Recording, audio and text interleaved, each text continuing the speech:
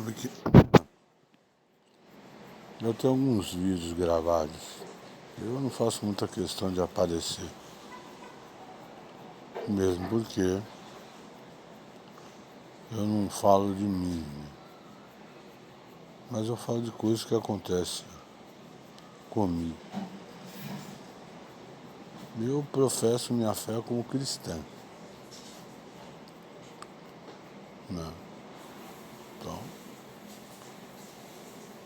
eu acho que esse vídeo, áudio, sei lá, eu devo estar gravando ele no pior momento que eu já tenho vivido.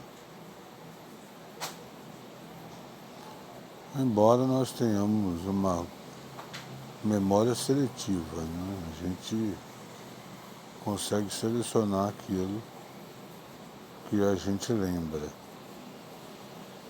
Em geral, a gente apaga de forma consciente ou inconsciente daquilo que a gente lembra ou aquilo que nos fez muito mal. Aí você se vê entre a fé e a razão. Se você diz que você é inteligente, você é um idiota. O problema é quando as pessoas dizem que você é um inteligente. Você deixa de ser idiota. Uma das maneiras de você saber se você é inteligente é se as pessoas perguntam mais ou se respondem mais. Se as pessoas te perguntam mais do que você pergunta, isso é uma prova que você é inteligente, pelo menos mais inteligente do que aquela pessoa. Então, há quem diga que eu li a Bíblia. Eu costumo dizer que não. Mas eu conheço um pouco da Bíblia. Eu vejo muita gente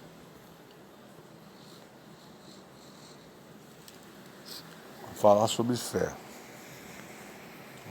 Eu gosto de vídeos motivacionais. Eu acho interessantíssimo. Vídeos motivacionais. Porque existem os vídeos motivacionais que dizem a você que você é capaz de tudo e que você não precisa de ninguém. Tá aí uma mentira absurda. Porque só o fato de você estar ouvindo eu já prova que você precisa de alguém. Você não fez esse celular, você não fez esse aplicativo que está no celular. Então, independente de você assumir ou não, você já precisou de alguém. Você pode levantar cedo e comprar o pão. Você precisou que alguém levantasse mais cedo que você para fazer o pão. Então você precisou. Existem pessoas que a gente precisa pagar. Existem pessoas que não. Isso não faz com que você não precise. Você pode ter um empregado. Você precisa dele. Então você paga ele. Deixe de pagar o seu empregado. E você vai ver o quanto você precisa dele. No olhar contrário, há quem diga o seguinte: não falte para que o seu patrão não faça falta. Tá? Se a gente pegar isso e levar para o mundo espiritual, né? Primeiro que o fato de pessoas não acreditarem na existência de Deus não exime a existência dele. Eu costumo dizer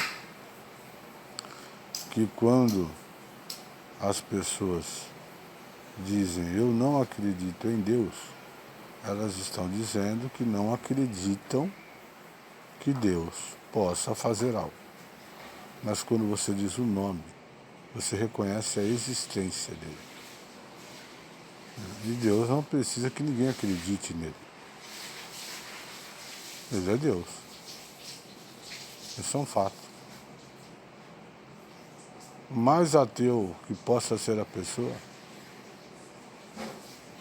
ela não conseguiria se manter viva do dia que ela nasceu até o dia que ela conseguiu comer, beber e se alimentar por si só. Isso é dependência. Então ela dependia de alguém. E aí a pessoa vai e prega independência.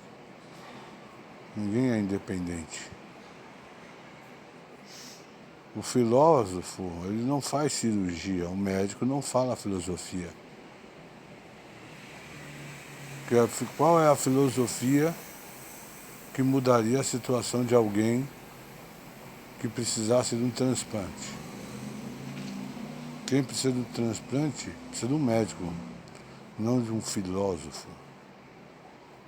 Assim a vida é. As pessoas só conhecem aquilo que conhecem. Então, por mais título que você tenha, mestrado, doutorado em algo, você domina aquilo.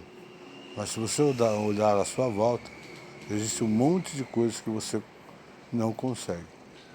A maioria das grandes empresas do planeta, todas elas têm um setor de advogados, porque nem o dono conhece direito. Ele precisa ter um setor assim.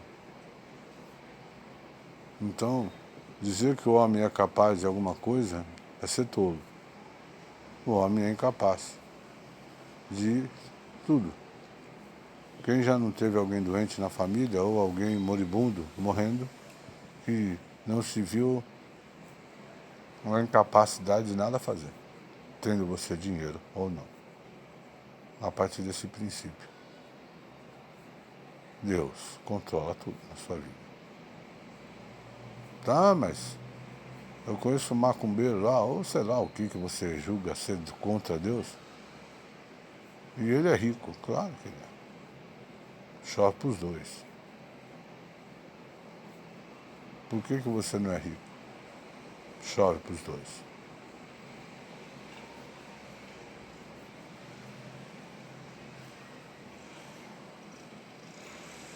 Então, mas se você jejuar, me desculpe, o ladrão na cruz não teve essa oportunidade de jejuar.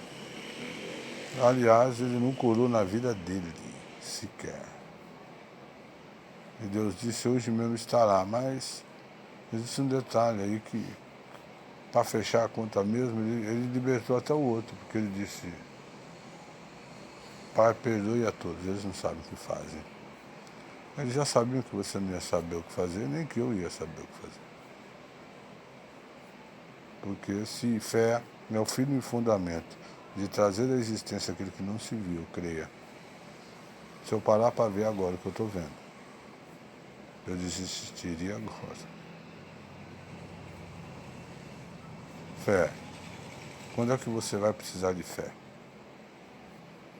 Quando você tem tudo? Aí você não precisa de fé. Você precisa de fé quando você não tem nada. Quando você olhar assim e falar assim, meu Deus, o que vai ser amanhã? Amanhã mesmo. Hoje. Amanhã. Porque você não consegue ver nada que tire você da situação. Mas Deus, ele age de uma forma meio, sabe, estranha. Eu vejo assim, outro dia eu estava vendo um profeta, o cara se fala que ele é profeta, né? Tal. Eu respeito isso. Eu até escuto. E ele fala como Deus chegou a ele. Eu costumo dizer para minha esposa que eu tive a seguinte experiência. A minha tia, ela era da Assembleia de Deus, para quem gosta de placa. Eu não, eu era da Comunidade da Graça de Ermelino Matarazzo. E eu posso garantir que eu achava que eu estava na pior situação que eu estaria. Daí foi um missionário na igreja. Eu nunca vi um missionário, eu nunca tinha ido na igreja. Eu sentei no último banco com a minha tia. Meu nome é Carlos. Eu sentei no último banco. Eu nunca tinha ido à igreja. Não havia como aquele missionário me conhecer. Não tinha como, muito menos, como alguém ali ler o que eu estava pensando. A Bíblia diz, fazei prova de mim. Não é tentar Deus. Tentar Deus é diferente. Fazer prova de Deus é você pegar o que está escrito nas Escrituras e usar. Então, eu peguei aquele meu conhecimento e disse, Deus, você disse que é para que eu dê um passo. Eu dei, eu estou aqui. Agora eu preciso que o Senhor me diga se o Senhor está aqui. Isso eu disse dentro da minha cabeça, pensando. Não haveria como ninguém saber. De repente o cara pede 5 minutos, aponta o dedo para mim e diz, você perguntou se eu estava aqui. Portanto, eu já vi muito testemunho. Pensa em alguém que já viu testemunho. Isso impacta você? Impactaria você eu dizer que eu não conheço ninguém? Minha família toda? Impactaria o que você? Eu falar Gênesis, Levítico, número de Deuteronômio, Josué, Jesus, aí vai. O que é causar impacto em você? Porque você precisa ser impactado por alguma coisa. Porque do mesmo jeito que eu não acredito que o que eu estou vivendo aqui não vai me levar a nada, muito pelo contrário. Eu ainda creio que eu acredito que, embora o que eu veja não me dê nenhuma dica, nenhuma possibilidade ou informação, isso do meu lado racional, porque eu não posso. As pessoas medem a minha capacidade de inteligência por algumas coisas. Por exemplo, dizem que eu passei em 5 concursos públicos. Isso é um fato. Em São Paulo, isso é outro fato. Porque eu tenho um nível superior, isso é outro fato. Se isso é uma medida de inteligência para você, então, acredite, você está mesmo falando com um cara inteligente. Se isso não for uma medida, então não. Então você está falando com um tolo. Do mesmo jeito que eu conseguiria falar da Bíblia com você. Sabe, um dia eu ouvi o pastor da minha igreja, o senhor Nadinho, e ele falou assim, no púlpito, que a fé vem do ouvir. Jó mesmo diz, eu o conhecia por ouvir. Então eu ouvi o que o pastor dizia. Então, e ele disse assim, o pastor Nadinho, na comunidade da Graça de Ermelino Matarazzo, porque você não escolhe o pastor, cria. Nem todo mundo vai ter pastor que nem Davi, que mata um leão, mata um urso, porque ele sabia que ia haver gigante na frente dele. Não. Nem todos. Neste caso, por exemplo, sem medo de ser feliz. Porque quando a Bíblia diz que é pelo fruto, ela não exibe o pastor. A primeira impressão que eu tive do meu pastor, quando eu, depois de me desviar, eu admito isso. Eu fui um cara que larguei a rede, eu saí fora, saí andando. Quando eu voltei foi assim, ó. Você foi uma decepção. Quando ele falou isso pra mim, eu pensei, ué, você estava preocupado comigo? Você estava preocupado com o que eu conseguiria ser? Né? Então, embora eu tenha ficado calado naquele momento, e aí é difícil. Vai pra mim. Aí vocês têm que seguir as orientações, afinal de contas. Você vai lá e pede perdão. O problema de você pedir perdão é você ouvir não. Mas o problema maior não é você ouvir não de alguém que você não conhece. Né? O triste é você ouvir não de alguém que desde que você nasceu, você viu entrar e sair de dentro de uma igreja. Inclusive, a dona Zizi, que estava ao meu lado quando eu disse o que eu acabei de dizer. E reitero. A Bíblia diz que mesmo que você vá ao mais profundo mar e ao mais alto céu, você não consegue escapar da presença de Deus. Então é óbvio que tudo que eu estou dizendo aqui está na presença dele. Eu garanto a você, seja quem você for, o pior bandido que existe na face da terra, ou a autoridade mais capaz, eu estou cagando para você, mas se tem alguém que eu tenho medo, temor, tremor, é de Deus. Porque esse sim é o único que pode pegar a minha alma e levá-la para o inferno. Você, seja quem você for, você só consegue matar o meu corpo e libertar a minha alma. É o máximo que você vai conseguir fazer. Então, ciente, consciente que eu estou diante de Deus, eu não tenho por que mentir a você. Não, porque você não vai conseguir dar nenhum like. Você não vai conseguir depositar um dinheiro para mim. Você não vai conseguir fazer nada. Portanto, o que eu falo aqui, ele está independente de algum interesse.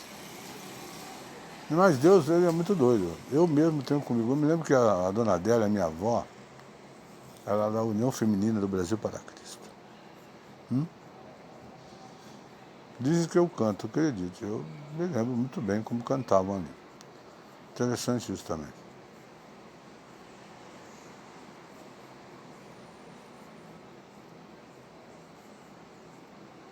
Mas o mais interessante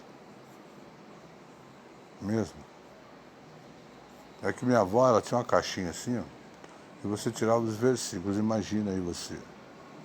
Sabe, uma caixinha, você tirar o versículo do dia. Hoje com a tecnologia nem precisa. Tem um pastor em questão. Eu escolhi lá um pastor. E toda vez que eu me sinto agoniado como hoje, eu aperto ali. Tem alguma coisa aí? Eu sinceramente estava dizendo, eu cheguei no pó, cheguei no meu limite. A ciência, segundo o pastor, disse o seguinte, que quando o ser humano diz que ele chegou no limite, ele ainda tem 40%. Pensa, eu ainda tenho 40% do que eu aguentei. Então, eu estou muito longe do meu limite.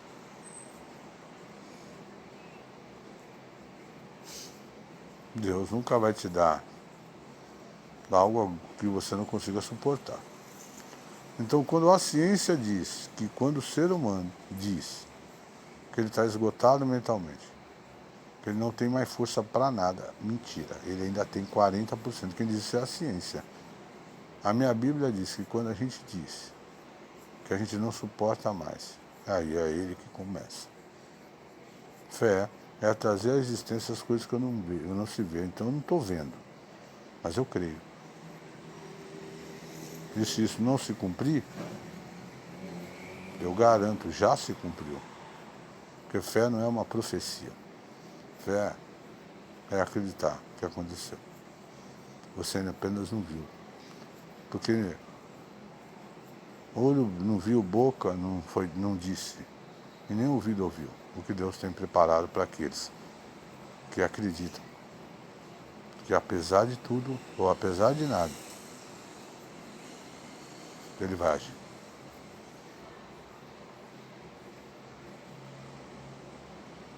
Faz sentido? Se fizer sentido. Que Deus abençoe você. Se não fizer sentido, que Deus abençoe mais ainda.